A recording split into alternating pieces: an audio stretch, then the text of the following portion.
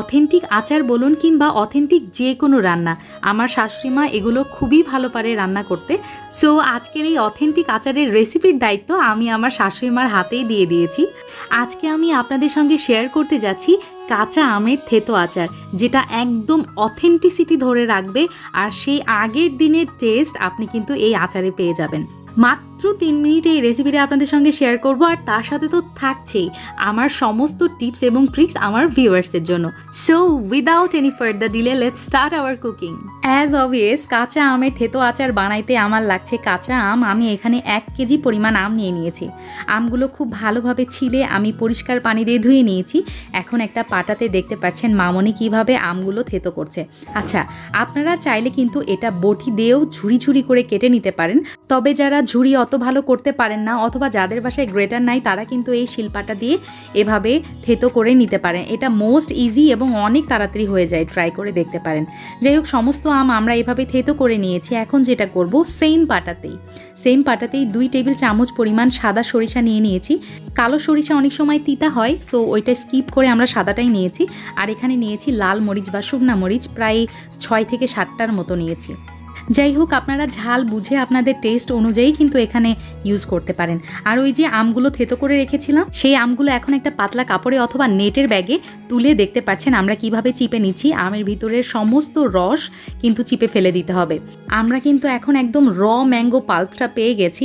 এখন যেটা করব, ওই যে আমরা বেটে রেখেছিলাম সরিষা আর মরিচ সবটুকুই দিয়ে দিলাম।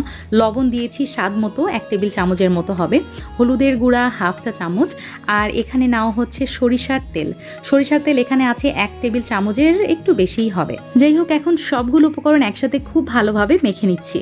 খেয়াল করেছি নিশ্চয়ই আমাদের আমের সাথে কিন্তু শক্ত আটির যেই অংশটা থাকে সেটাও কিন্তু নিয়েছি। আচ্ছা, এভাবে ছড়ানো প্লেটে ছড়িয়ে আমরা রোদে দিব 2 দিন। আর যাদের রোদের প্রবলেম তারা কিন্তু চাইলে ফ্যানের নিচেও রাখতে পারেন কিংবা চুলার পাশে রেখেও কিন্তু এই আচারটা বানিয়ে নিতে পারেন। দেখতে পাচ্ছেন আমাদের আচারটা কত সুন্দর ঝরঝরে হয়ে গেছে। এই শুকনো আমের আচারের মধ্যে দেওয়া হচ্ছে এখানে জিরা গুঁড়া 1 চা চামচের মতো, তার সাথে দেওয়া হচ্ছে আমার ভালোবাসার মশলা অর্থাৎ আমার আচারের মশলা, এখানে দিয়েছি 1 চা চামচ। আচ্ছা, এখন চুলাতে দিয়ে দিলাম সরিষার তেল 1 কাপ এবং কয়েকটা শুকনা মরিচ। সরিষার তেলটা একটু গরম হয়ে আসলে আমরা চুলা থেকে নামিয়ে নিচ্ছি এবং ওই যে শুকনা মরিচগুলো দিয়েছিলাম সেগুলো আচারের মধ্যে নিয়ে নিলাম এবং এই গরম তেল থেকে 2 টেবিল চামচ পরিমাণ তেল আমরা আচারের মধ্যে দিয়ে দিচ্ছি এবং সব কিছু একত্রে আবারও খুব ভালোভাবে মাখিয়ে নিচ্ছি। আচ্ছা, ওই মরিচগুলো কিন্তু একসাথে মাখতে যাবেন না, তাহলে কিন্তু প্রচুর ঝাল হয়ে যাবে আচারে। আমি এই আচারে দেখেছি অনেকে পেঁয়াজ অ্যাড করে, আপনারা চাইলেও করতে পারেন। সেক্ষেত্রে ওই যে আমটা যেরকম আমরা চিপে নিয়েছিলাম ফার্স্টে, পেঁয়াজও কিন্তু সেম পদ্ধতিতে চিপে রসটা ফেলে দিতে হবে। যাই হোক, তেলটা একটু ঠান্ডা হয়ে গেলে তারপর কিন্তু আমরা আচারে অ্যাড করেছি। গরম তেল কিন্তু আচারে কখনোই অ্যাড করতে যাবেন না, তাহলে যেটা হবে আমের ভিতরে যেই সফট অ্যান্ড জুসিনেসটা ক্রিয়েট হয় সেটা কিন্তু থাকবে না গরম তেল দিলে।